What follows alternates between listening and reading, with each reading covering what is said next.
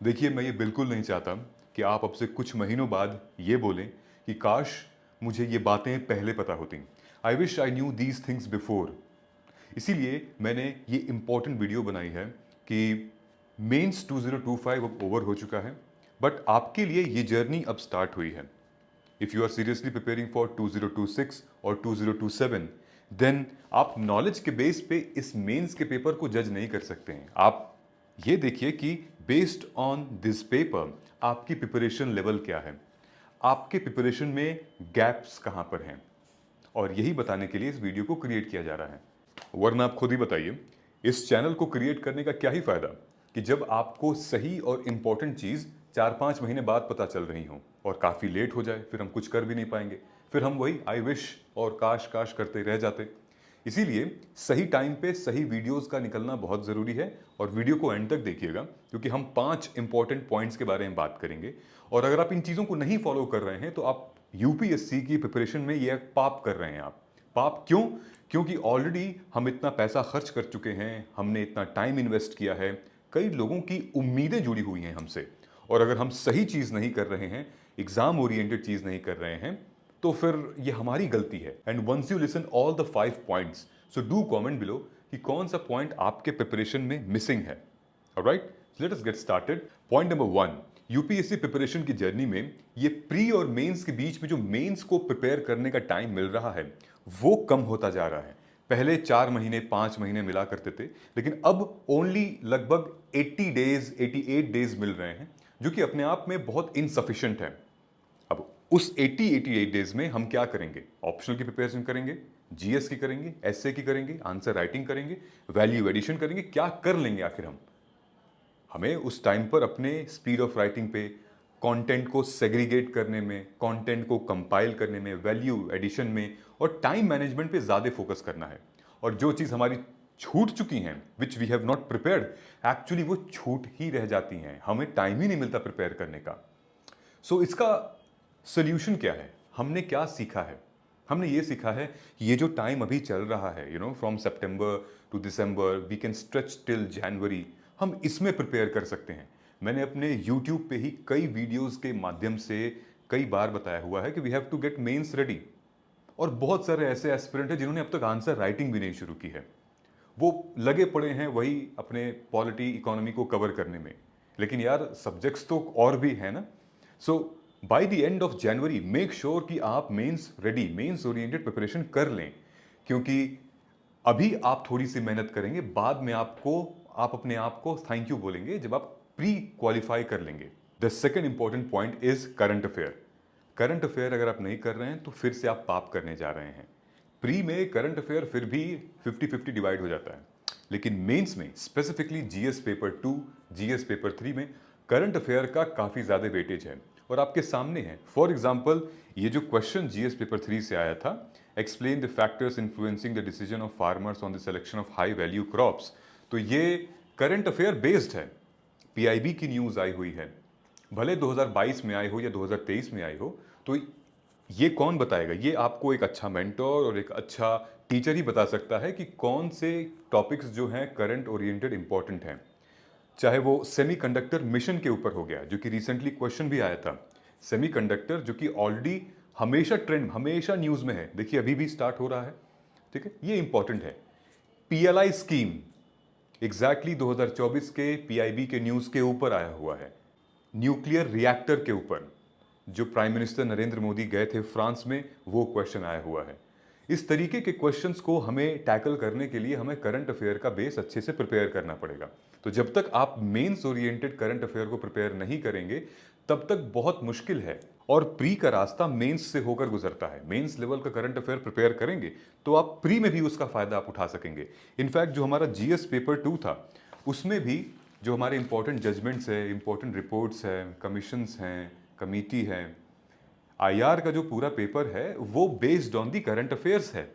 So of course static portion रहता है, तो हमें अपने करंट अफेयर्स को मिस नहीं करना है।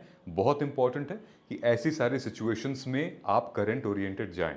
Lesson number 3, note making. अगर हम ये नहीं कर रहे हैं तो हम एक और पाप कर रहे हैं, वो भी सेल्फ नोट्स। देखिए, आप नोट कंपाइल जरूर कर लीजिए, किसी रैंकर की ले लीजिए, कोचिंग इंस्टीट्यूट्स के ले लीजिए, लेकिन at the end of the day compile आपको करना है, क्योंकि आप अपनी लैंग्वेज सबसे बेटर समझते हो। आप अपने mnemonics, short hand notation, micro notes, वो आप ज़्यादा बेहतर समझते हो रादर देन कॉपीइंग और टेकिंग समबडी एल्सेज नोट्स। और ये नोट मेकिंग का प्रोसेस बहुत इंपॉर्टेंट होता है दोस्तों। ये जो टाइम अभी गुजर रहा है आपका, 50% of the entire time you have to focus in your note making. ये जो पूरा 5 महीने बचे हुए हैं, 4, 4.5, 5 months, 50% time. The other 50% read, watch video lectures and all. But the next 50% time focus on your note making. वो भी कैसी नोट मेकिंग? सिलेबस को मैप करके टॉपिक वाइज नोट्स प्रिपेयर करनी है, हाई प्रायोरिटी टॉपिक्स के नोट्स प्रिपेयर करने हैं, रिपीटेड क्वेश्चंस के टॉपिक के ऊपर नोट प्रिपेयर करने हैं। डोंट थिंक प्री के बनाएं, मेंस की बनाएं। अभी सब कुछ मेंस ओरिएंटेड आप बनाइए। जो बच्चे अभी मेंस ओरिएंटेड की तैयारी कर रहे हैं, आई एम श्योर कि उनका कंटेंट बिल्डिंग बहुत अच्छा हो रहा होगा और खुद पे बहुत यकीन, बहुत ट्रस्ट आएगा। उसके बाद जैसे हम जनवरी हिट करेंगे, आप प्री में जाइए और उसको कंपाइल करिए और फिर प्री ओरिएंटेड प्रिपरेशन में स्टार्ट कर देनी है। कई सारे जो हमारे गाइडेंस प्रोग्राम में जो स्टूडेंट्स हैं, वो हमें भेजते रहते हैं। स्क्रीनशॉट इमेज पे लगी हुई है, आप देख सकते हैं। स्टूडेंट्स नोट्स भेजते हैं, हम उनको बता देते हैं कि इस नोट में ये वाला एंगल मिसिंग है, ये वाला डायरेक्शन मिसिंग है, ये पॉइंट मिसिंग है। नोट्स अच्छे हैं या नहीं हैं, हम ये भी बता देते हैं, ताकि एटलीस्ट वो सेल्फ करें ना। हम स्पून फीडिंग क्यों करें, हम सब कुछ बना के क्यों दें? खुद से बनाएंगे तो बनाने की आदत होगी, तो फिर क्रिएटिविटी पता चलेगी, स्मार्ट वर्क पता चलेगा। आई नो कि अ lot of time it goes in notes making, but it is important, time लगता है। सेकेंड लास्ट पॉइंट यानी कि फोर्थ पॉइंट है प्रीवियस ईयर क्वेश्चन पेपर। अगर आपने इसको नहीं किया तो ये तो आप सबसे बड़ा पाप करने जा रहे हैं यूपीएससी की प्रिपरेशन में अपने साथ। Guys, there are repeated theme, there are repeated questions जो कि यूपीएससी में पूछे जा रहे हैं हर मर्तबा। मैंने अपने वीडियोस में भी कई बार प्रीवियस ईयर क्वेश्चन पेपर को जिक्र किया हुआ है, ठीक है।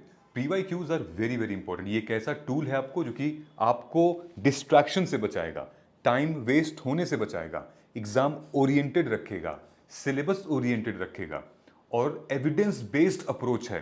ये जो आप पेपर देख रहे हैं, आप अगर इन पेपर को डिटेल में एनालिसिस नहीं कर रहे हैं तो फिर आपकी प्रिपरेशन अच्छी नहीं है।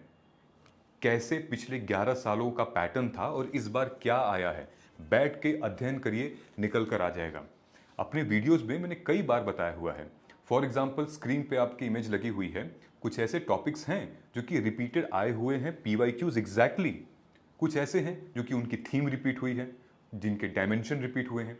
अब नैनो टेक्नोलॉजी के ऊपर क्वेश्चन जो है, पहले पूछा था कि नैनो टेक्नोलॉजी का एप्लीकेशन हेल्थ केयर में क्या होगा। इस बार पूछा है कि नैनो टेक्नोलॉजी का एप्लीकेशन एग्रीकल्चर में क्या होगा और फार्मर्स की इनकम कैसे बढ़ पाएगी। कॉन्स्टिट्यूशनल मोरालिटी के ऊपर क्वेश्चन पूछे हैं जो कि इस साल एथिक्स में भी और GS2 में भी कॉन्स्टिट्यूशनल मोरालिटी के ऊपर क्वेश्चन आया है। और ये कोई नया क्वेश्चन नहीं है, ये रिपीटेड क्वेश्चन है फॉर लास्ट प्रीवियस ईयर्स। तो हमें ये समझना पड़ेगा। देखिए, ये एग्जाम एक तो वैसे बहुत टफ होता है, लिखना बहुत होता है।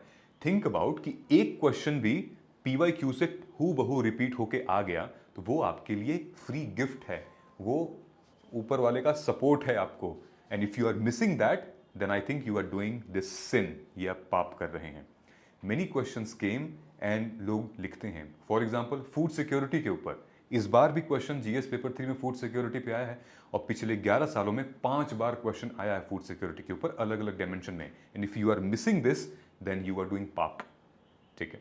So please start doing. और इसीलिए प्रीवियस ईयर क्वेश्चन पेपर का हमने पिछले 12 सालों के, विच इंक्लूड्स नाउ 2025, एनालिसिस करके आपके लिए एक छोटा सा प्रोडक्ट बना दिया है। आप हमारे मोबाइल ऐप में जाएंगे, इस मेंस PYQ अस्त्रा को आप जाके आज ही डाउनलोड कीजिए और यूज करना शुरू करिए। ये जो कॉम्बो है, ये GS पेपर 1, 2, 3, 4 ऐसे में पिछले 12 साल में कैसे क्वेश्चंस आए हैं, topic wise, year wise updated हैं 2025 के। इनको आप आज ही जाके परचेज करिए हमारे स्टोर से या वेबसाइट से, और जो इसका लेवल 1 है उसको जाके प्रिंट कराइए। प्रिंट करा के आप खुद बैठिए और एनालाइज करिए। देखिए आपकी प्रिपरेशन कितनी अच्छी होती जाएगी। ये बहुत रेलेवेंट है। साथ में मैंने एक फ्री मटेरियल दिया हुआ है अपने मोबाइल ऐप पे, जो कि बात करता है 100 वेज UPSC आस्क, जो कि एक एक कैटेगरी दिखाता है कि ब्रॉड थीम वाइज कहाँ कहाँ से क्वेश्चंस पूछे जा रहे हैं, चाहे वो GS 1, 2, 3, 4 ऐसे में हो गया, आखिर कहाँ से क्वेश्चन पूछे जा रहे हैं। ये एक फ्री स्टडी मटेरियल है, ट्रेंड बेस्ड है, तो और आप हमारे मोबाइल ऐप पे जाके इसको आज ही डाउनलोड कर सकते हैं, जो कि रियली इंपॉर्टेंट है। So previous year question paper in सारे पॉइंट्स में से सबसे ज़्यादा इंपॉर्टेंट है। अगर आपने ये नहीं किया, मिस किया, तो बॉस आप एक पाप तो कर ही रहे हैं, ठीक है। सो इससे पहले कि बहुत देर हो जाए, इसीलिए मैंने इस वीडियो को क्रिएट किया है कि यू स्टिल हैव टाइम, बनाते हैं इसको। Last but not the least, fifth point. देखो, मैक्सिमम एस्पिरेंट्स ये सोचते हैं कि भाई हम पहले पॉलिटी, इकोनॉमी, ज्योग्राफी, हिस्ट्री इनको कर लें तो मामला सॉर्ट हो सकता है, क्योंकि ये प्री में भी आता है। यहीं पर हम गलती करते हैं। इसके बाद भी बड़ी सारे सब्जेक्ट्स हैं जिनका वेटेज बढ़ते हुए जा रहा है और डायनेमिज्म बढ़ते हुए जा रहा है, जैसे science and tech, environment ecology, ethics का पेपर, हमारा सोशल जस्टिस, हमारा गवर्नेंस और डिजास्टर मैनेजमेंट और इंटरनल सिक्योरिटी तो 80% PYQ बेस्ड है, उनकी थीम तो सेट है, आपको बहुत टाइम नहीं लगाना उसमें। और यही सारी चीज़ें ना मैं अपने मेंस गाइडेंस प्रोग्राम में भी बताता हूँ। And honestly speaking, a lot of serious aspirants they are joining this program, जो कि उनको लेक्चर नहीं चाहिए, उनको एक आइडिया चाहिए, उनको एक एनालिसिस चाहिए कि वो अब जो उनकी तैयारी है पिछले 1, 2, 3 सालों की, वो स्ट्रक्चर्ड कैसे हो, वो अपना लिमिटेड टाइम लगा के कैसे एक बढ़िया आउटपुट देना चाहते हैं। और देखो, जितना टाइम आप दोगे ना, मतलब 6 महीने, 7 महीने, 8 महीने अपने ब्रेन को बताओगे, आपका ब्रेन उतना रिलैक्स कर पाएगा। जितना लिमिटेड टाइम अपने ब्रेन को आप बताओगे, उतना एक्टिव रहेगा, उतना ज़्यादा वो अर्जेंसी क्रिएट करेगा। So guys, don't only depend on those 4 subjects, there are another at least 6 subjects जहां से क्वेश्चंस आ रहे हैं। सो बैलेंस करके प्रिपरेशन को चलिए और एक वेटेज वाइज एनालिसिस करिए कि किस सब्जेक्ट से कहां तक। और नहीं करने आ रहा है तो आप हमारी वीडियोस देखिए, वीडियोस के माध्यम से मैंने आपका बहुत टाइम बचाया है। और एस्पिरेंट्स व्हाट्सएप करके, यूट्यूब पे कमेंट करके ये बात कई बार कह चुके हैं। तो आप देखिए कि कैसे हम प्रीवियस ईयर क्वेश्चन पेपर को एनालाइज करके, उसके ट्रेंड को एनालाइज करके, हम एक एग्जाम ओरिएंटेड स्टडी मटेरियल या एग्जाम ओरिएंटेड आपको एक गाइडेंस देते हैं, ठीक है। सो आई होप कि आपको ये क्लैरिटी आई होगी कि अगले 150 दिन में आपको क्या करना है और हमें क्या करना है। सो अभी भी टाइम है, अपने आप पे विश्वास रखिए, उम्मीद पे दुनिया कायम है। उम्मीद मैं ये भी करता हूं कि अगर आप सीरियसली प्रिपेयर कर रहे हैं तो आप इजीली मेंस कवर कर सकते हैं और प्री के लिए प्रिपेयर कर सकते हैं। कोई भी प्रॉब्लम होगी, नीचे कमेंट सेक्शन में हमारा कॉन्टैक्ट नंबर है, टेलीग्राम ग्रुप है, आप वहां से ज्वाइन कीजिए and then you can reach out to us. Thank you so much. जय हिंद, जय भारत।